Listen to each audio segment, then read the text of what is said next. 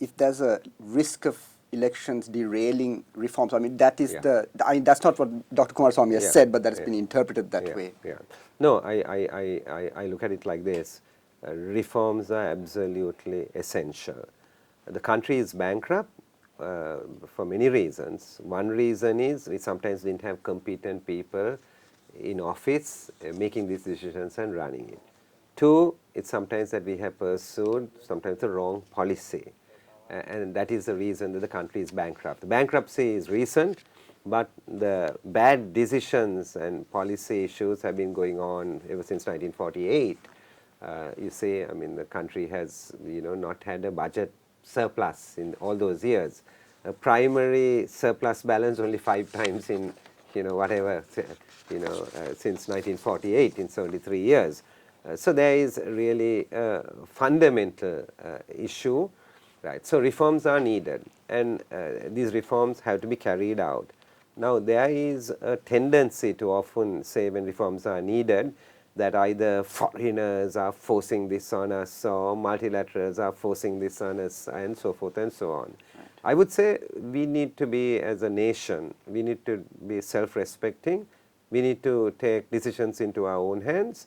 We need to debate it within the country, and we need to make our decisions, and we need to say we are doing this reform because we think this is in the best interest of our country.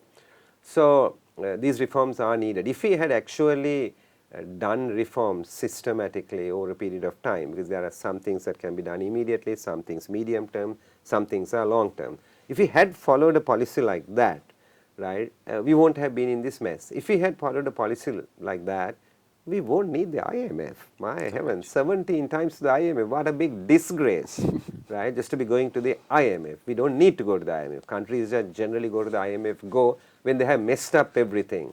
And then very conveniently, political parties and politicians, we try to point our finger, at the IMF, or if it was some other party who came to help us, we point our finger at them and so forth. So I think reforms, we can debate about reforms, we can have different views about reforms, and we can learn from each other, and we can amend it, and because economics and finance is not a pure science. So there can be a range of solutions. And then we need to implement it. So what has lacked is sometimes the proper policy, and sometimes is the will to actually implement the policy. So it's a little bit like this, we all in school, and we shout, we scream, we misbehave, and sometimes the teacher has to come around or the monitor has to come around and give us a tap to put us in place.